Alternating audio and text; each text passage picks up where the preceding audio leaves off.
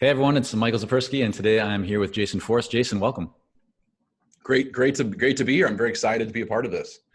Fantastic. So you're an author, CEO, Chief Culture Officer of Forrest Performance Group, I believe Inc. 500 fastest growing company in America, made that list. You've given hundreds of keynote speeches a year. You've been consulting, coaching for quite some time. Now, I know what a CEO is, but I think a lot of people might wonder, well, what does a Chief Cultural Officer actually do? So kind of take us through, what does that role look like for you?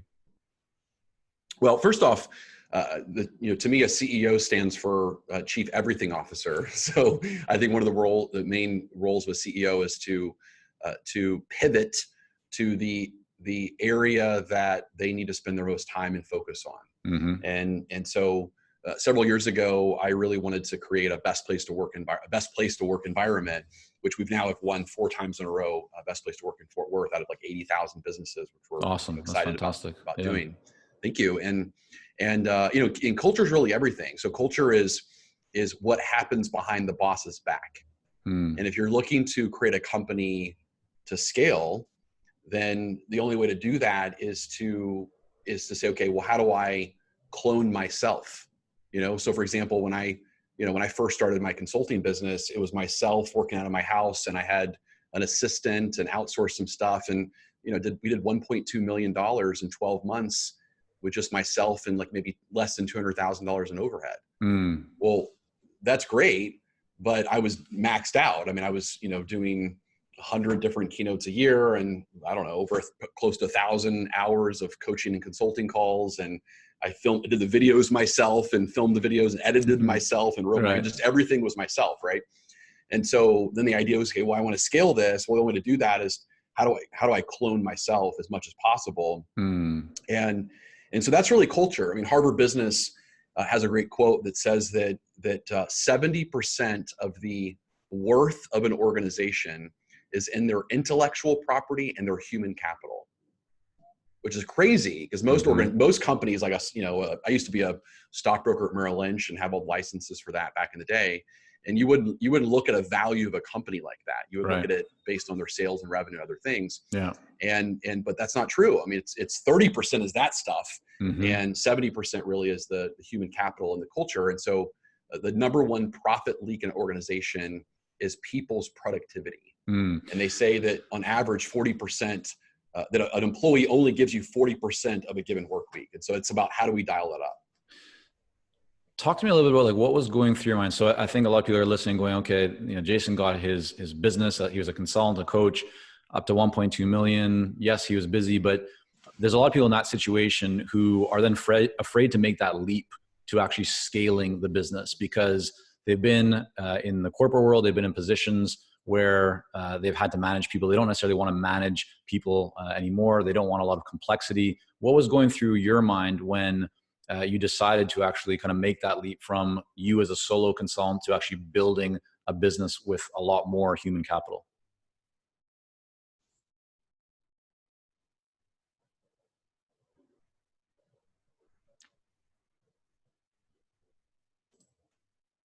Okay. A minute. Well, I mean, look, when people procrastinate on doing any kind of goal that they want in life, there's a few reasons. So number one is they don't have a strong enough compelling vision. They don't have a strong enough why. And then I would say the second reason is they don't necessarily know how. And then the third reason is they've got some sort of leash, some sort of mental resistance that's holding them back. And so, really, if you look at the first one and say, okay, well, what is their why? Like what's the benefit for them to scale their business? So like in my case, the benefit was definitely not profit.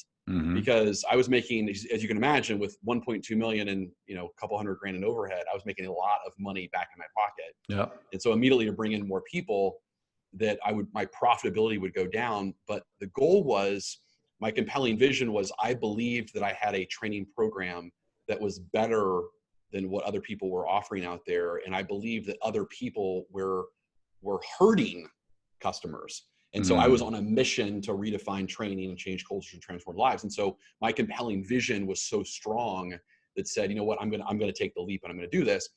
And then the last thing there is the leashes, because the how, and everyone can talk about the how. The how is easy. You can read a book called Scaling Up or Traction. You can figure all those kind of systems out. But the last piece is the leashes. On a leash, there's 4 types of leashes I talk about a lot. One is a story, and a story is anything external. The second one is a self-image. So I don't believe I have the capability to pull this off, or the identity to pull this off. The third is some sort of reluctance, and a reluctance is a fear, situational fear. And then the last is a rule, and a rule is anything I need to see, feel, or hear in order to give myself permission to engage and move forward, whatever's stopping them. And so, I mean, to me, I think a person should do the self-work and ask themselves, what's the problem I'm really trying to solve? And if I scale this, is it bigger than whatever potential obstacle I feel like I'm going to have in the way? Like in the case of, I don't want to coach with the complexities of how many people, or I don't want to run systems. Well, those are all things you can obviously hire an integrator or an operator, and you got to relinquish control, and you got to set standards. I mean, these are all things you can do to make it happen, which is what we've done. And what did you actually see? So when you went from that business doing 1.2, essentially yourself, to starting to now build your team, what actually happened? What was the reality of your profit and kind of revenue? Like, how did those move as you made that transition to building your team? What should people expect when they make that leap? Well, I mean, the first thing that happens is you have to start getting people to become you. So for example, like in my case as a consultant, which I know we're talking to other consultants out there, I mean, you're the guru that has all the information. And so what I had to do very quickly, and I didn't learn this in the first year, but I had to get people to become kind of versions of me. And so I developed a concept called know, show, do, teach, which is really kind of stupid simple, right? But know, show, do, teach, meaning that the first thing I do is I bring a person on that's another trainer consultant, and I give them the knowledge of here's what I'm teaching someone, or here's the advice I'm giving, and I make sure they understand the why and the how. And then show, so they shadow me, and then they do it, and I shadow them and give them feedback, and then they have to now teach it, to someone else. And so that's that mastery process. I would say the biggest thing that where I failed in the very beginning is I hired people, and I wouldn't let go of my own clients because I was scared, right? Because I wanted. What were you scared of? Like, what were you scared of? What was going through your mind? Well, I was scared that I had all this revenue, and immediately if I stop working with the clients, then I would lose the revenue. If I just kind of said, hey, I'm not working with you anymore, I'm going to hand you off to someone else because I'm not really doing that anymore. Then I was worried about that transition, and there's always an awkward transition because at that time I was fully booked. So I had zero time to develop anyone else. And so I went through several trainers, consultants that failed in the very beginning because I didn't give them the proper onboarding, the proper training, the proper coaching, because I wouldn't let go of the business. Now I don't take on any new clients. I mean, I do a lot of top level advising. But when you said, Jason, that it was a mistake, why was it a mistake? What should you in hindsight have done differently around letting go of your own clients? What was the reality of that situation, and then how would you handle it now, knowing what you know? Yeah, I mean, I think so. What I would do back then, which is what we do now, and that is that if I'm going to transition a client off of me and onto another trainer, well, that person would co-lead things with me. So again, I would use that know, show, do, teach concept. So I would teach them on the side, but much as possible. And then they would shadow me, and then I would give them feedback on what I was doing, making sure they understood how to think like I think and do like I do. Yeah. And then we would co-lead some things, and then I would give them feedback, and then eventually they would do it all, and I would give them feedback, and then I would let them go, but I didn't do that early on. And so I really didn't develop them at all. I mean, we kind of give them the business, and they would kind of figure it out on their own, and I would kind of still have my own portfolio over here. Right. And so they just didn't succeed. Yeah, no, I think that's fantastic advice for a lot of people who are in that exact spot right now, looking like, how do I transition? How do I bring on a new team member? And how do I do that successfully? So your background is sales, right? You've been in sales for a long time. Someone might look at that and go, okay, well, naturally, Jason uses sales skills to get his first few clients and build the business. Was that the case? Like, how did you actually go about getting your first few clients, and then how did that get you to, to your first million and beyond? Was it just pure cold calling and networking, or like what were you actually doing to build your book of business in the early days? Great. Yeah, that's a great question. And we still do that to this day, which is interesting. So my sales guys now do the same thing I did. So what I would do is we use this assessment tool called SPQ, which measures the situational reluctances that a salesperson has. There's actually 16 different reluctances. Is that from is that something you developed? No, or it's a third party company called Behavioral Science Research Press, and we're their leading distributor of this product. SPQ. And we Cool. built a lot of programs off of it. And so what I would do is I would give some sort of value add. So I would call a person and I would sell them on the importance of making sure they understand who their salespeople are, how to hire correctly, et cetera. And the test is like $200 a piece. Mm-hmm. And I would say, but here's the deal. I believe so much in the efficacy of this test that I'm going to give you this assessment. I'm going to give you one for free. And I want you to, don't tell me who the salesperson is. Don't tell me if they're at a bottom producer, average, or top. But I will predict. I will tell you who they are. I will tell you where they fall. And I will tell you what's holding them back and what excuses they're giving you. Yeah. And if I'm correct, then I can prove the validity of it. And we'll go from there. So I did a lot of that kind of stuff in the beginning. And were you, sorry, just to jump in, but were you calling people that you had absolutely no connection with? It's like, it's just finding them, their name, information, whatever, picking up the phone and calling them? Or was there any kind of, seeds that you were planting beforehand or value given before you were making that call? Or was it just straight cold? I did both, and we still do both, but a lot of it was just the strict cold call. I mean, I would write articles. I mean, I did write a book very quickly, a little small, like executives. I'm big on writing executive summaries, kind of type books that are, the people actually read and don't just sit on the bookshelf. And I'm very big on how do I write a book that's, I've spent my whole life listening to executive summary type things. And so, so I would write a book you can read within an hour, like a little booklet. Yep. And so I would send that to people, and then I would be on the call with them. I'd be pretty courageous. And I would say things like, I haven't even had a chance to look at it yet. No problem. Right now, do me a favor and just open the book and thumb through like anything, just like thumb through anything. And the first thing that catches your attention, tell me what it is. Now, in that case, I wrote a book that I literally made like certain paragraphs and certain sentences big and bold. Right. So I would just force the reader to like pay attention to certain lines, and they would say, they'd say whatever the thing was. And then I would leverage that and get position of strength. Well, why did that stand out to you? How would that benefit you? How is that different than you're thinking now, or different than what your people are currently doing? So I would use like techniques like that to get, some sort of leverage, or I call it position of strength in selling, but position of strength is really important. It's the most important thing, in my opinion, when it comes to selling. And that is what specifically do you offer them, or can you do for them that would benefit them, that would move them towards improvement and move them away from pain? But it's not you telling them that. Right.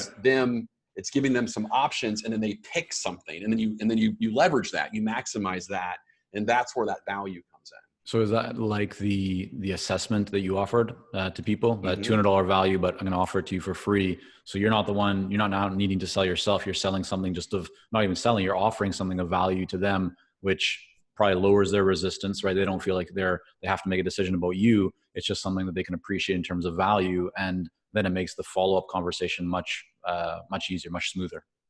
Yeah. And it's something too, it's high value.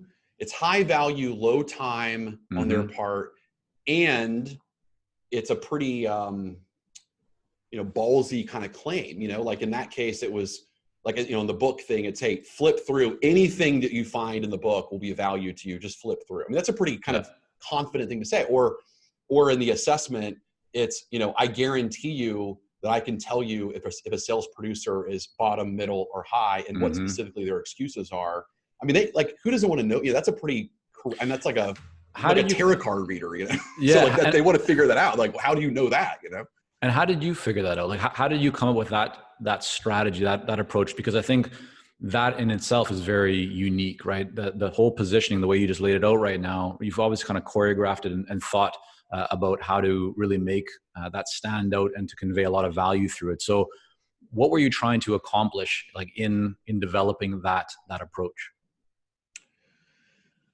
So, I was trying to, or was it just testing? Like, were you just Yeah, I mean, trying well, things? it's a good question. I mean, I'm a big fan. We do a lot of, one of the ways that we got to 1 million followers on Facebook is we did a lot of hypothesize, test, and pivot. We use that philosophy a lot. And so, I think in this case, though, it was just, I wouldn't say arrogance, but it was a tremendous amount of confidence that I had a lot of efficacy in what I was teaching, or in this case, this assessment or this book, whatever it was, that I just knew in my heart it could solve a problem they have. I mean, in my world, it's easy because everyone's got a sales problem. I mean, no one ever, in most cases, no one ever says, we want to sell less. They always want to sell more, right? Yeah. So I have a pretty easy thing, in my opinion, to sell. Where people get reluctant with me, or they get skeptical with me, is they've done sales training in the past. It just doesn't work. I mean, 164 billion. I wrote a book called WTF: Why Training Fails, and 164 billion is spent every year on some sort of training. 70% fails, reaches ROI. So there's a lot of skepticism out there when it comes to training in general. People try to change the name. They call it development. I mean, they just, whatever, they get away from it. And so I'm very big on, how do I confront that head on and be correct? Like, again, like that WTF. I mean, I would send up, today we send all the time the book. It says WTF on it, and it catches their attention. Of course, because they're thinking something else when they first see WTF, right?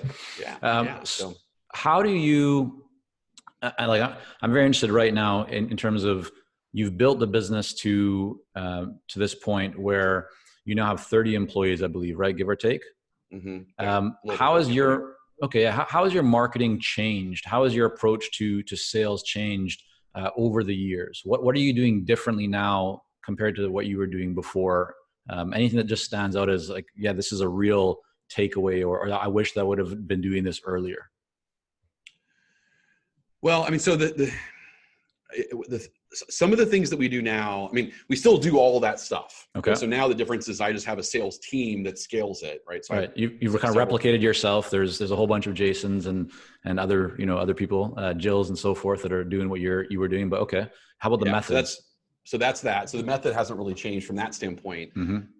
I would say the things that we've gotten smarter on is, stuff like, this is pretty silly, but we do a thing called the cookie funnel, which to get a person to talk to us, we will send a sales team a box of cookies. And then it says from FPG, it doesn't say anything about us. And, a good majority of them will email back, hey, you got my attention. What do you guys do? And then that's one, or if they don't call us at all, then we'll call them. Hey, just wanted to make sure you got the cookies and wanted to check in on that and so forth. And then we'll leverage that and turn that into some sort of something else. We've sent people like pizzas, like actually gone to Domino's and delivered pizzas to people.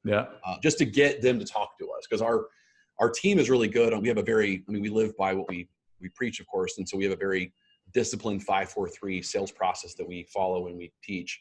And so when they get on the phone with them and they can get them to talk to them, we follow that process. So we do that. We also use,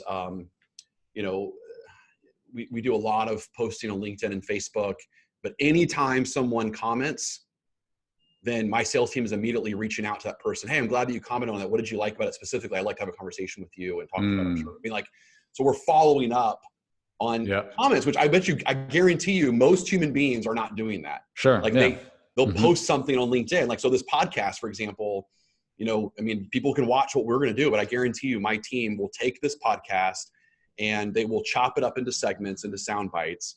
They will repost it on LinkedIn and people will engage on it. And then you will watch my team immediately reach out to the people who are engaging, liking it or commenting on our conversation, and they will leverage it to try to get on the phone with them and make them a client. That, we can add value. So You've talked a lot about, this idea, there's a lot of sales training out there, WTF, that a lot of it fails. What's different about what you do? Really, what is kind of the secret sauce? Or if you had to point out, one or two things that really differentiates or said a different way, really helps your clients to see success and to achieve that true ROI, what is it? Perfect. So we have 5 things. We have our 5-step process. So number 1 is everything we teach is very tactical and chunked down, which sounds ridiculous, but it's amazing how many training programs out there. And we do leadership training and we do sales management training. And we do salesperson training, and customer service training. So we do different areas as well. But everything we do is very step by step by step. For example, if you go to our competitors, they will tell you what to do and even why to do it. But people are left with, how can I do this? Like, so Challenger is a big competitor of ours.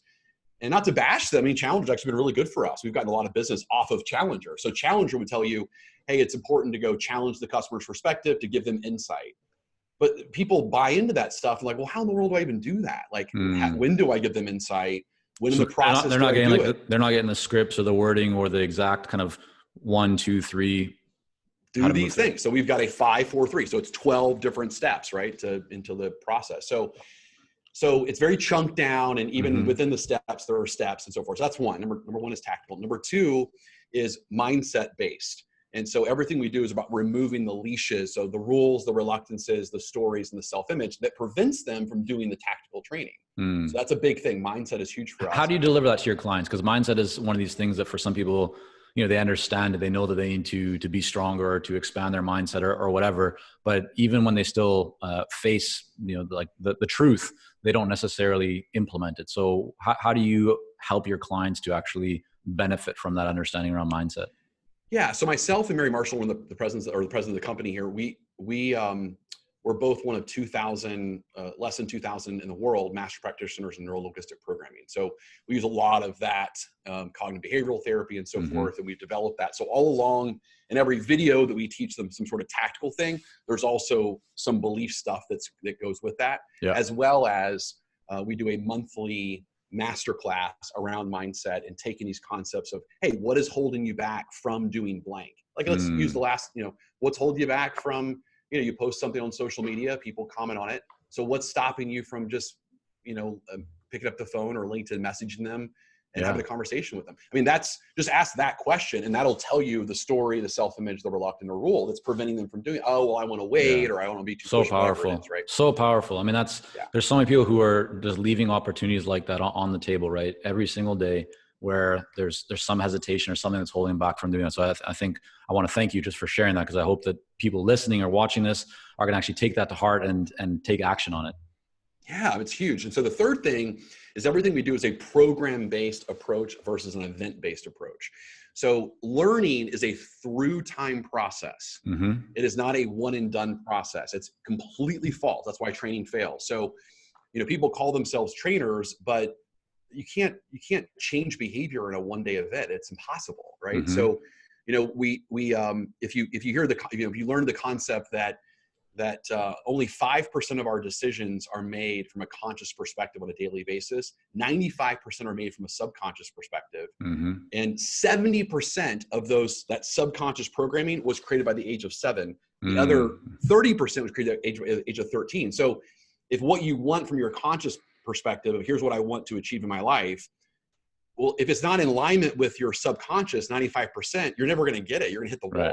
Yeah. And so you have to change that through habituation, through the mindset thing. And so we do programs. So it's experiential learning, weekly calls, seminars. It's a whole program. And is that delivered for each client individually, or are you opening it up to all of your clients? It's kind of done almost like a group coaching type of just, if you're one of our clients, you get access to this weekly training. How do you structure and deliver that for your clients? Yeah, so it depends on their investment, of course. So if it's an individual consultant, salesperson, et cetera, small business, they can join one of our public type deals, even though those are less than 15 people per Zoom.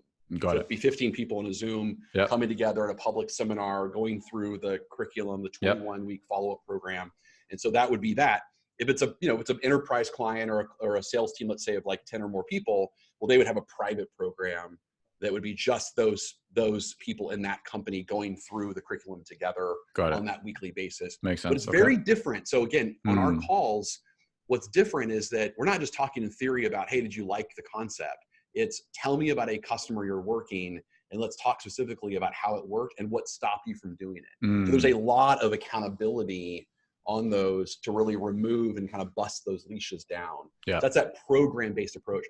And then the fourth thing is sales management coaching. So we will not do a sales training program unless it's for an individual, but for a company, we will not do a sales training program unless the sales managers go through leadership sales coaching as well, which turns them into high performance coaches and shows them how to follow the 4-stage coaching process, the 8 objective coaching in a coaching methodology, because all the research says that you get 3 times greater performance when a sales manager is going through the same program and coaching it as the salesperson's going through. Yeah. So that's a huge thing. And then the last thing is culture. So culture is like the umbrella 5th step, where we work with the C-suite, the CRM, rewards, compensation, hiring, assessments, all that cultural stuff to reinforce what we're asking them to do to change that individual behavior. And so we got to make sure all that's in alignment from an organizational development perspective. Right. Makes sense. Okay. 2 final questions in here for you, Jason. How has your pricing changed over the years? As you've added more, team members, clearly, I mean, you're working both with individuals, as you said, small business owners and so forth, as well as large organizations. What's happened to your pricing as the business has grown? Have you found that you've productized more and you've been able to bring prices down to make it more accessible to more people? Have you increased your prices as you've created greater results? Have you changed your compensation models where you're taking a percentage of increase of revenue? Like, what is your kind of pricing strategy or just thoughts around pricing as the business has evolved? Well, so we've in the last 12 months, we've added this individual product line. Okay. So again, we're a salesperson, it's $5,000. I mean, I'll tell you the price. It's $5,000, and they go through 4 days of seminars over the, let's say, 11 months and 21 follow-ups and the videos. And so that's that. I mean, so before we didn't have that. I mean, before, an individual person we priced out of our program. So that's very reasonable, and that's very in line with, the market. We've also added, like, we have the monthly masterclass that we do. That's, I don't know, like $20 a person per month for to be a part of that masterclass thing. So we have offered, and created some other kind of pieces. Yeah. So, and why do you do that? Like, if you had the large organizations that you were serving, why not just stay focused on that? Like, what was the decision strategically within the organization to add that additional layer? Well, because I felt that, when you look at like Sandler, so Sandler owns the space in the individual kind of small business sales training. And we did not have that space. So we weren't in that space, but we just feel that their program is very outdated. I mean, I'm not saying it doesn't do good value. It doesn't have the mindset piece. It doesn't have as much follow-up. It's not as tactical. It's not as relevant. So we just feel like it misses the mark. And so we felt we had a lot of requests from the market that said, gosh, I have to use Sandler. I'd rather use, Warrior Selling and FPG, but I don't, I can't, my company's not doing this. We can't afford it. And so I think we just listened to the market in that case. And, we wanted, more people to have access to it. And, but I mean, as far as our pricing is concerned, I mean, I would say our pricing is relatively the same today. I mean, it's probably gone up maybe, I don't know, 10% in the last 9 years. It hasn't really gone up that much, but we have been able through infrastructure and through systems and processes and different things, we have been able to increase our profit, by leveraging different resources. But I wouldn't say that our price has gone up. I'm sorry. Yes, price has gone up relatively. Now the profit's gone up because I don't do the training anymore. Right. So as a consultant, now I've got people. I mean, I charge $20,000, for a keynote. When I first started, I was charging, $3,000 for a day. Right. Sure. So now I've got people that are doing that at a much lesser rate. So the same price I used to charge, we're charging today, but I'm not doing it anymore. Right. That's kind of like coming back to, the original point where you were full capacity, right? Doing over $1 million and then building out. So initially, I'm guessing your profit went down as you had to add on all those additional resources, but revenue top line was growing. And then at some point, do you remember like how long it took you to get it back to, okay, profit is actually back to where it was when I was just a one-man show?